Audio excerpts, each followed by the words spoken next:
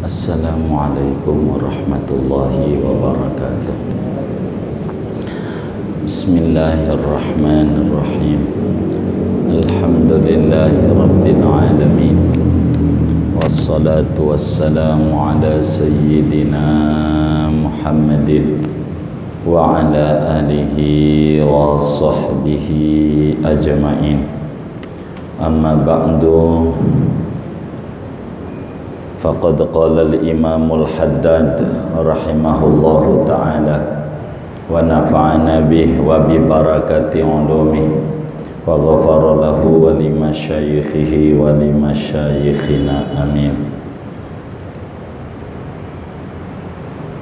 Wa qad amsaka ba'dul ulama'i an aklil bittihi, dan sungguh telah menahan diri oleh sebagian ulama daripada memakan buah semangka.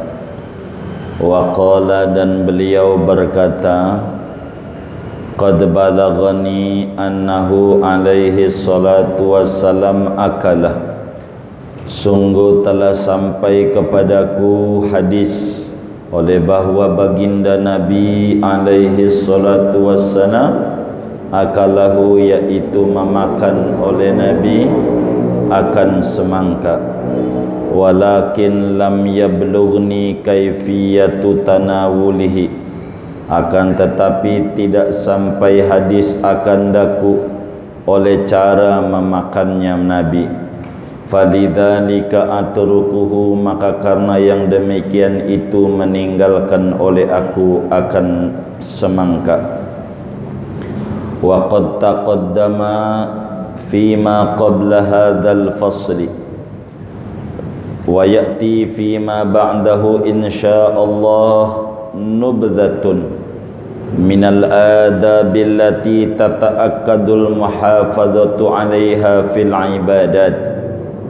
Dan sungguh telah terdahulu pada apa yang sebelum ini pasal, dan akan datang pada barang yang sesudah ini pasal insyaallah oleh sekelumit uraian daripada adab-adab yang penting oleh menjaga diri atas adab itu di dalam ibadah.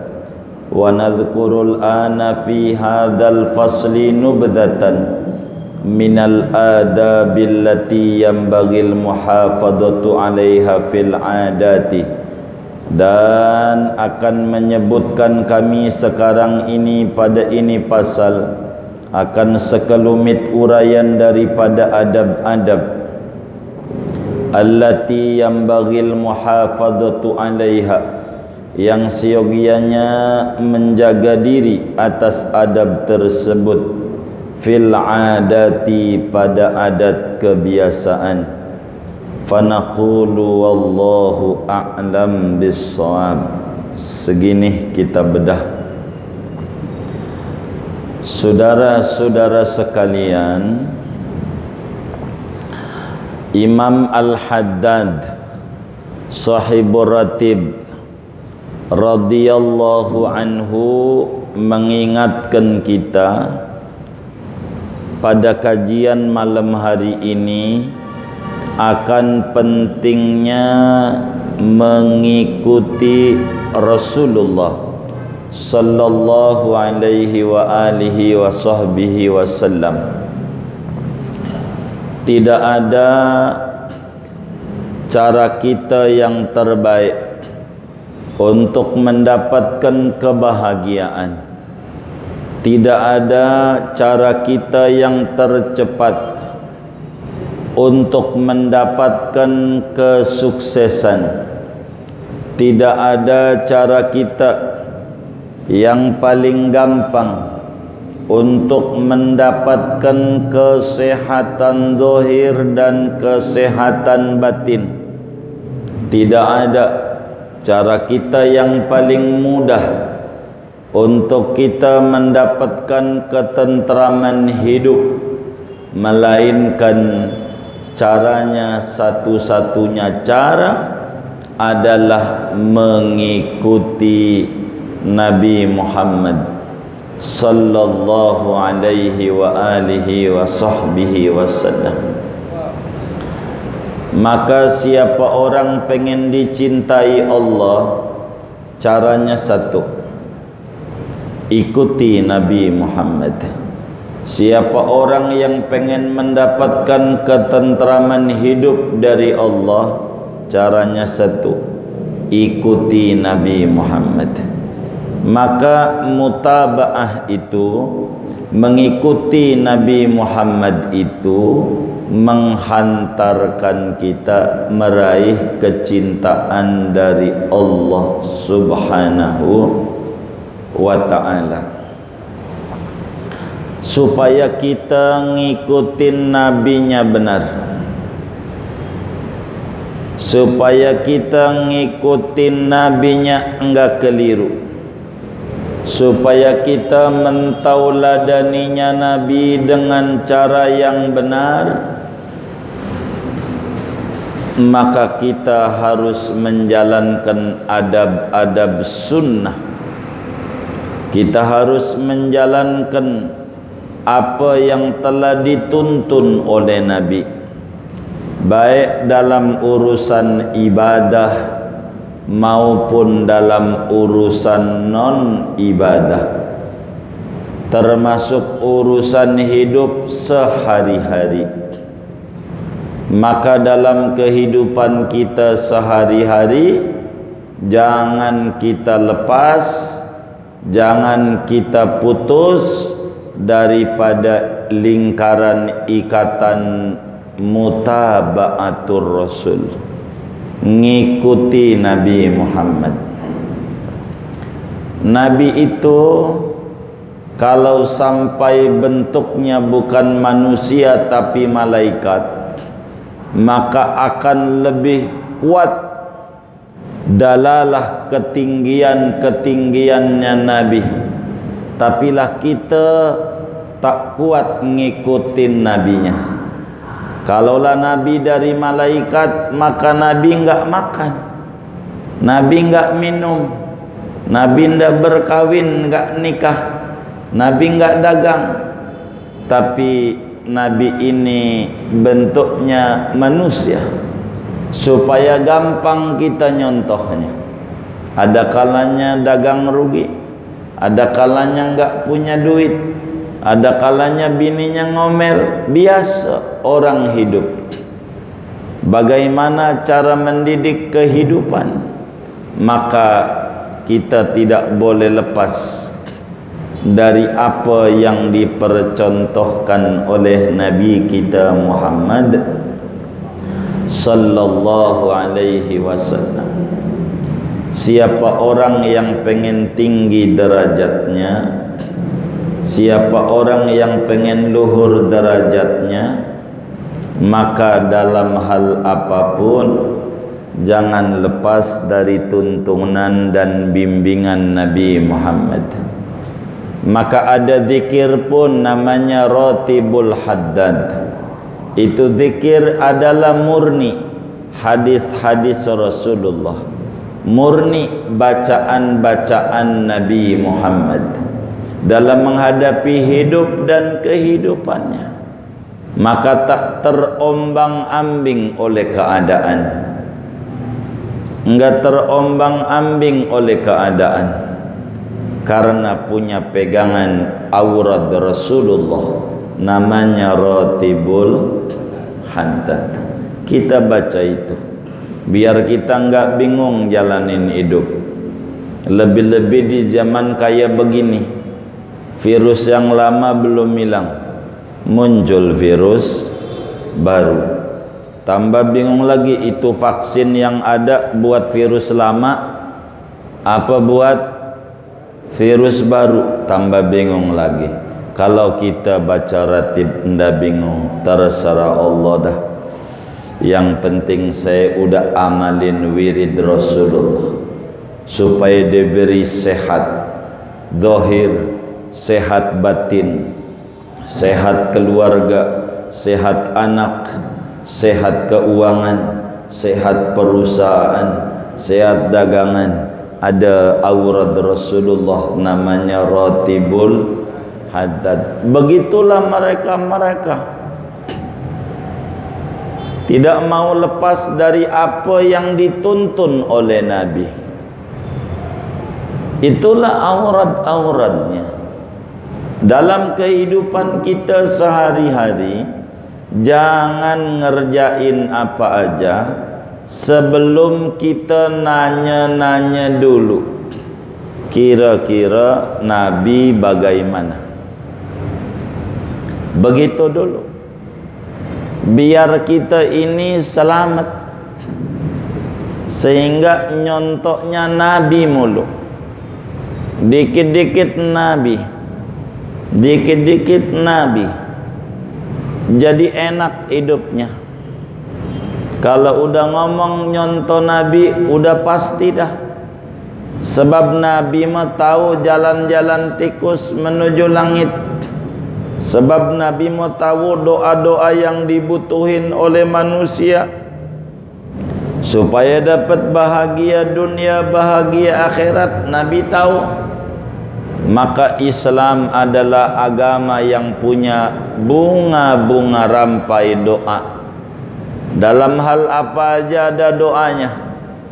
Mau masuk WC ada doa, keluar WC ada doa, masuk masjid ada doa, keluar masjid ada doa. Singkatnya keluar masjid yang diajarin, Allahumma inni as'aluka min fadlik, atau Allahumma ftahli abwaba fadlika. Kalau bahasa Arab puyeng, Nabi itu kalau keluar masjid, bahasa gampang kita orang, duit ya Allah, duit. Itu Nabi. Allahumma ftahli abwaba fadlika, fadlika tuh, ya Allah bukakan bagi kami jalan-jalan rezekimu untuk kami. Itu doa keluar masjidnya Nabi. Kalau keluar masjid minta rezeki, masuk masjid Nabi minta rahmat, biar kita khusyuk, biar kita ada adab di masjid. Itu Nabi. Luar biasa Nabi. Apa aja diajarin. Maka muslim yang baik adalah muslim yang mau ngerjain apa saja, nanya-nanya dulu bagaimana Nabi Muhammad. Itu udah paling tingginya orang. Kalau mau ngerjain apa aja, nanya-nanya dulu Nabi Muhammad bagaimana. Nabi Muhammad. Kita mau umroh, jangan nanya ama travelnya tuh, fasilitasnya apa, jangan. Itu mah kalau pengen tidur enak, enakan di rumah. Bini bangunin juga tendang aja di rumah. Makan yang paling enak di rumah. Kalau pengen enak mah. Kalau mau nanya sama travelnya, bagaimana cara travel ini ngajarin umroh cara Nabi Muhammadnya. Begitu. Jadi Nabi Muhammad aja hidupnya, biar jangan jauh-jauh dengan Nabi. Enggak mungkin Nabi ngajarin yang kagak-kagak. Semua yang diajarin Nabi itu menarik. Semua yang diajarin Nabi itu enak. Semua yang diajarkan Nabi itu menyenangkan. Orang dulu, kata Imam Haddad, ada orang yang kelasnya begitu. Mau apa aja nanya-nanya dulu. Mana di antaranya muridnya Imam Syafi'i radhiyallahu an, namanya Imam Ahmad bin Hanbal. Imam Ahmad bin Hanbal ni murid Imam Syafi'i. Kalau ngomong ibadah jangan tanya Imam Ahmad. Kalau ngomong ibadah, dari umur 8 tahun solat malamnya 300 rakaat sampai umur 80 tahun. Enggak putus barang semalam. Enggak kuat diri duduk. Imam Ahmad nih udah umur 80 enggak kuat. 150 rakaat doang kuatnya, separohnya sampai wafat. 10 tahun lagi wafat. Udah lemah. Ini Imam Ahmad yang kita mau ceritakan. Imam Ahmad disodorin semangka. Tahu buah semangka enggak? Nah, semangka begitu. Semangka tuh luarnya hijau, dalamnya merah. Banyak tuh orang kaya semangka, luarnya hijau tapi dalamnya ya Allah merah dalamnya. Begitu. Malah Islam sama Islam ribut mulu. Kayak semangka, luarnya hijau, isinya merah.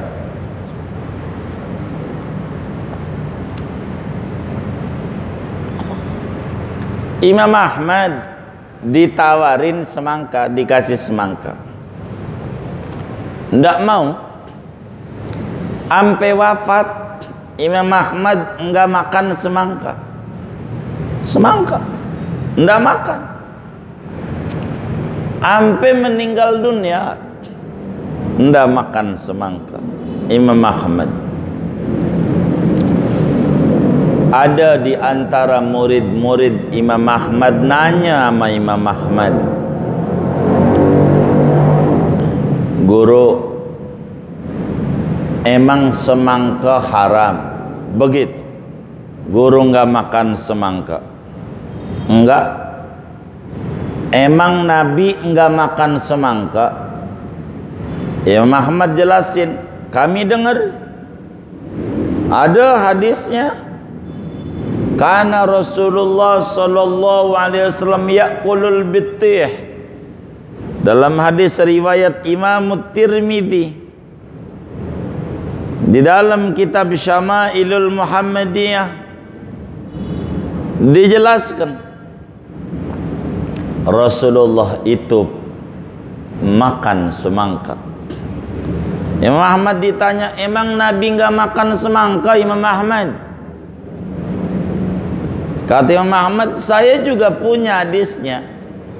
Tahu, udah masuk di kuping saya, udah taruh di otak saya, udah ditanam di hati, bahwa Rasulullah sallallahu alaihi wasallam makan semangka. Makan semangka Nabi. Lalu ditanya lagi Imam Ahmad, lah kenapa ente enggak makan? Kan ente tahu Nabi makan semangka. Kan ajaran Nabi juga makan semangka. Kata Imam Ahmad menjawab begini, masalah Nabi makan semangka saya tahu. Tapi sampai sekarang saya ngubek-ngubek hadis bagaimana cara makan semangkanya Nabi. Apa gigitnya dari pinggir, apa dari tengah, apa dari pinggir kiri. Tuh belum ketemu sampai sekarang saya nyari. Ntar kalau udah ketemu baru saya makan. Sampai segitunya tuh. Imam Ahmad di dalam mutaba'atur Rasul, dalam nyontoh Nabi, kayak begitu. Kalau kita mau apa aja ngikutin nafsu, ngelihat judulnya kayaknya keren ini, judul ini sambal setan, kayaknya menarik ini, setan ini, saya pengen makan setan ini, mampir, nggak dipikirin dulu tuh apa itu gitu. Iya pasti barang halal, iya barang halal, enggak. Jadi apa aja itu kalau orang tuh Nabi bagaimana? Jadi selalu Nabi bagaimana? Itu udah kamalul mutaba'ah. Makanya para sahabat itu yang tahu tentang Nabi Muhammad enggak mau baca tasbih, enggak mau. Subhanallah bihamdihi subhanallah nadib, enggak mau. Enggak mau baca apa Subhanallah, alhamdulillah, wa la ilaha illallah, wallahu akbar. Tidak mau. Ubay bin Ka'ab enggak mau.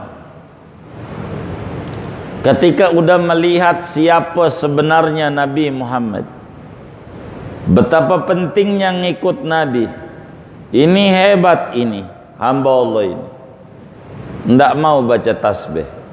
Dia bilang 24 jam Nabi, lidah saya buat baca solawat aja dah. Kenapa? Tidak ada siapa yang baca tasbih sekali Allah bakal baca tasbih sama dia 10 kali. Tidak ada. Siapa yang baca la ilaha illallah sekali Allah bakal baca la ilaha illallah 10 kali. Tidak ada. Siapa yang membaca alhamdulillah sekali Allah bakal baca alhamdulillah untuk dia 10 kali. Tidak ada. Tapi yang ada, siapa yang baca solawat sekali Allah kasih solawat 10. Jadi saking tingginya ini hamba, saking luhurnya Nabi Muhammad. Jadi mereka-mereka itu tak mau jauh dengan Nabi Muhammad. Tidak mau. Tidak mau. Dulu ada raja dinasti Abbasiyah, namanya Harun ar-Rasyid. Raja Harun ar-Rasyid, raja dinasti Abbasiyah ke-6. Waktu ziarah dari Irak menuju Madinah, waktu itu Imam Malik, gurunya Imam Syafi'i, masih hidup. Ulama besar di Madinah, Malik bin Anas radhiyallahu anhu, gurunya Imam Syafi'i. Dia mau ziarah ke Rasulullah, dia bingung. Ini ziarah ini bagaimana ini? Bagaimana ziarah ini? Dia bingung. Kalau ngadep Nabi adep-adepan, mantatin Ka'bah. Kalau adep-adepan, mantatin Ka'bah. Ka'bah adanya di pantat kalau depan-depan. Kalau ngadep kiblat,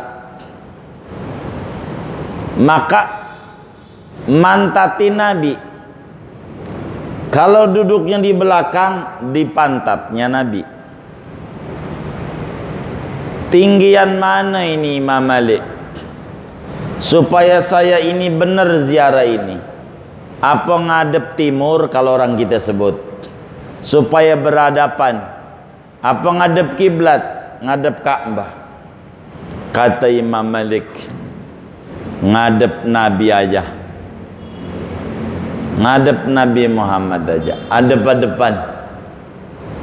Biar Nabi Muhammad yang ngadep Ka'bah. Sebab jangankan kita manusia biasa yang rendah derajatnya, Nabi Adam masih bertawassul sama ini orang, sama Nabi. Nabi Adam waktu berbuat kesalahan, tawassulnya sama ini orang, ngadepnya nih sama orang, baru namanya doang kala itu yang diadepin. Wong belum ada, namanya ada, ngadep sama namanya. Sekarang kita udah nabinya wafat, udah ngadep aja sama kuburan Nabi. Itulah adab. Maka Imam Malik radhiyallahu an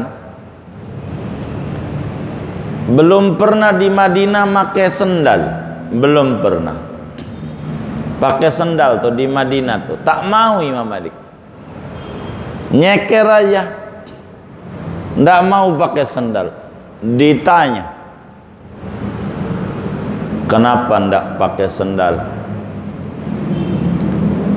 Saya khawatir bumi yang saya injak adalah bekas bumi yang diinjak oleh Nabi. Betapa ruginya saya kalau kaki saya tidak nempel di tempat yang diinjak oleh Nabi Muhammad. Rugi saya. Jadi ditenteng saja. Sampailah Imam Malik kalau mau ya Allah, bisa 2 kilo dari Madinah mau itu Imam Malik. Lah kalau dari sini ke Kreo itu kencing Imam Malik. Ditanya kenapa? Saya khawatir bumi yang dulu diinjak sama Nabi Muhammad. Saya tidak mau. Saya khawatir ngencingin tempat yang diinjak oleh sahabatnya Nabi Muhammad. Saya tidak mau. Imam Malik, adabnya begitu. Adabnya. Makanya Imam Malik itu diantara karomahnya, tiap malam ngimpinya ketemu Nabi Muhammad. Tiap malam. Tidak pernah luput, barang semalam kalau tidur mesti ngimpinya ngobrol sama Nabi. Ngimpinya. Kalau kita sih nggak usah ke situ-situ, ketinggian. Orang tua aja kagak, gondoruo mulu gondoruo, nggak jelas. Begitu. Baca sholawat kita yang banyak. Nggak ada cara kita orang. Kudu kita baca sholawat sama Nabi. Tercepat untuk menuju orang bahagia baca sholawat. Nggak ada lagi rumusnya. Udah sholawat aja lah kita orang. Larinya nempelnya sama Nabi Muhammad aja dah. Enak sama Nabi. Sholawat aja. Allah kasih kita banyak kebahagiaan. Banyakin baca sholawat biar bahagia. Kalau kita rajin baca sholawat, orang boleh sama dengan dagangan kita. Orang boleh niru dengan dagangan kita. Tapi orang tak bisa niru rezeki kita. Yakin itu. Sholawat aja. Banyakin. Aman Nabi. Udah hidupnya. Ini ajaran Nabi ini sampai kayak begitu tuh orang-orang dulu. Semangka tahu Nabi makan, cuman belum tahu caranya, enggak makan. Sampai saking pengen ngikut Nabi benar-benar. Maka kita orang nih, ketinggian derajat kita diukur bukan dari umur kita, diukur bukan dari banyaknya kita di rumah kita foto-foto ulama, bukan diukur daripada seringnya kita duduk di majelis ilmu, tapi ketinggian derajat kita diukur dari sejauh mana banyaknya kita baca sholawat sama Nabi. Tinggi derajat kita. Wis Nabi aja. Nabi aja. Sahabat itu ampe ketika Nabi udah wafat, Madinah kala itu kering kerontang. Apa namanya? Kemarau panjang. Datang Bilal bin Harith radhiyallahu an, datang ke kubur Nabi, ngomong aja sama Nabi. Nabi udah wafat. Ya Rasul, ini loh umatmu ini repot lagi, puyeng ini kemarau panjang. Ayolah doain biar hujan. Nabi biar hujan. Udah mati nabinya, ngomong gitu. Kalau kata Wahabi syirik ya gitu. Sahabat yang ngerjain itu. Habis itu Umar bin Khattab malam ngimpi ketemu sama Nabi Sayyidina Umar. Nabinya udah wafat. Kata Nabi bilang, Mar, bilangin sama Haris, Bilal bin Haris, yang dia minta besok. Begitu. Besok. Besok. Sayyidina Umar bangun subuh, ngimamin, cari mana sahabat Bilal bin Haris. Ditanya Bilal bin Haris, iya ada apa khalifah? Ente habis apaan? Habis ziarah sama Nabi kemarin. Emang apa? Kata Nabi, besok ni hari yang ente minta. Ente minta apa? Tuh udah ada tandanya, udah gulem, udah gelap. Minta hujan. Saya minta sama Nabi. Gitu. Makanya dalam salawat nariyat tuh wa yustasqal ghamam. Begitu. Salawat nariyat. Hujan. Udah mati. Nabi. Jadi pada berta'alluq sama Nabi luar biasa, sahabat. Nyontoh Nabi luar biasa. Nyontoh Nabi. Ada lagi siapa? Abdullah bin Umar radhiyallahu anhuma. Setiap lewat satu jalan di Madinah, mesti untanya diputer dulu 3 kali. Udah muter 3 kali baru jalan. Setiap lewat situ. Muridnya Abdullah bin Umar namanya Imam Nafi' radhiyallahu anhu. Nafi' nanya, "Guru, ngapa ente pakai muter-muter ini kayak orang kagak waras ini? Jadi ada pohon ini muter-muter 3 kali jalan lagi." Jangan sembarangan. Dulu Nabi lewat sini untanya muter 3 kali. Habis itu jalan. Kata Nafi' bilang, "Guru, jangan-jangan waktu itu untanya Nabi lagi binal. Sulit dikendalikan jadi muter sampai 3 kali baru nurut." Saya nggak mau tahu apa binal apa kagak waktu itu. Yang penting yang saya lihat Nabi muter 3 kali, saya kerjain. Saya nggak mau mikirin itu kenapa ini kenapa. Yang penting yang Nabi kerjain, gua kerjain. Itu mereka para sahabat itu. Kayak begitu. Jadi segala sesuatu harus kembali kepada Nabi Muhammad. Segala sesuatu harus balik sama Nabi. Rugi kita kalau tidak balik sama Nabi. Dah corona buang. Ada yang nge-share lagi di grup WA corona, langsung delete, buang, hapus saja. Yang enggak begini mah bikin puyeng. Yang kayak begitu jadi stres. Ingetin Nabi, obat Nabi, wis Nabi aja biar enggak puyeng hidup ini. Belum lagi diumumin ini corona 2021 aja belum tentu hilang, apa enggak tambah puyeng itu kita dagang. Wis sama Nabi aja biar enggak puyeng-puyeng. Banyakin baca sholawat biar dibimbing hatinya dekat sama Nabi, tenang. Kayak nggak ada Allah kita. Kalau orang-orang komunis emang nggak ada Tuhan dia. Nabi aja nggak ada, Tuhan nggak ada, apalagi Nabi. Dia mau terserah akalnya, kita jangan. Muslim minta sama Allah. Ini Nabi. Jadi Imam Ahmad ampe enggak makan semangka bukan enggak tahu bahwa Nabi pernah makan semangka, cuman alasannya belum tahu caranya. Gigitnya dari pinggir kanan, dari tengah, apa dari pinggir kiri, ampe begitu, ampe wafat belum dapat hadis Imam Ahmad. Sampai kayak begitu, saking pengen nyontoh Nabi.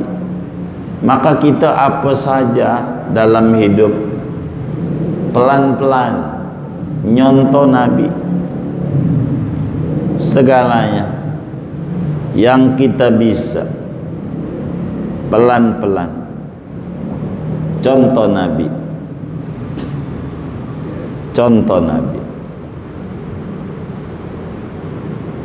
Kata Imam Haddad, insyaallah ke depan habis kajian nerangin totalitas ngikut Nabi, akan saya jelaskan satu demi satu tentang kebiasaan sehari-hari yang dilakukan oleh Nabi Muhammad sallallahu alaihi wasallam.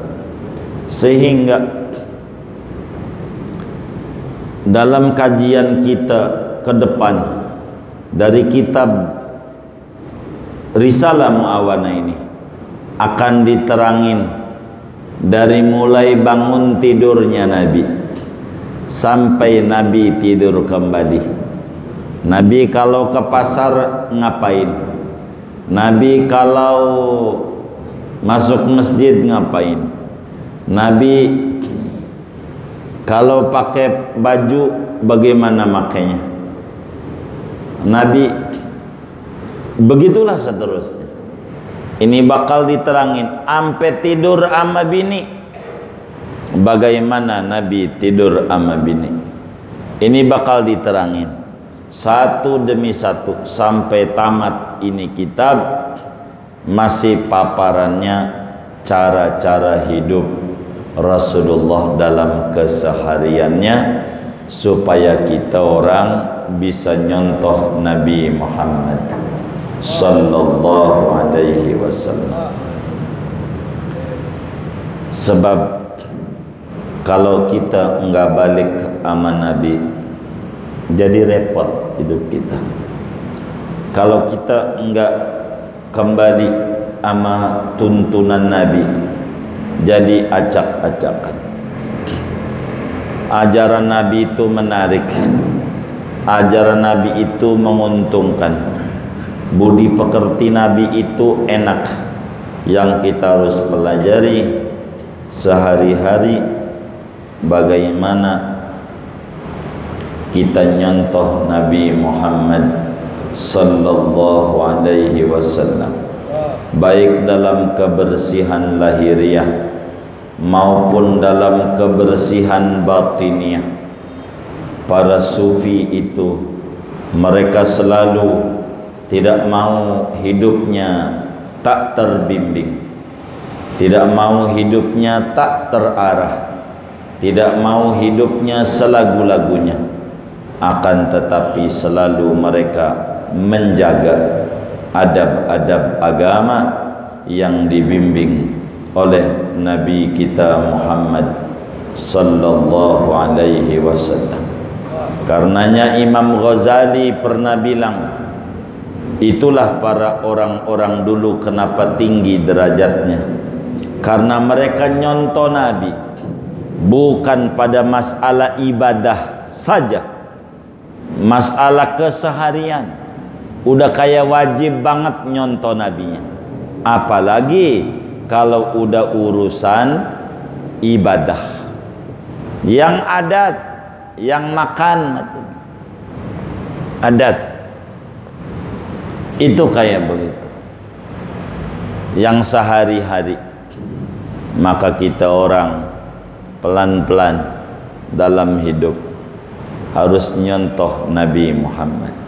Kita ndak usah banyak pikirin orang, kita harus pikirin diri kita, biar wusul, biar sampai, biar mengenal ketinggian, keluhuran ajaran yang diajarkan oleh Nabi kita Muhammad sallallahu alaihi wa alihi wa sahbihi wasallam.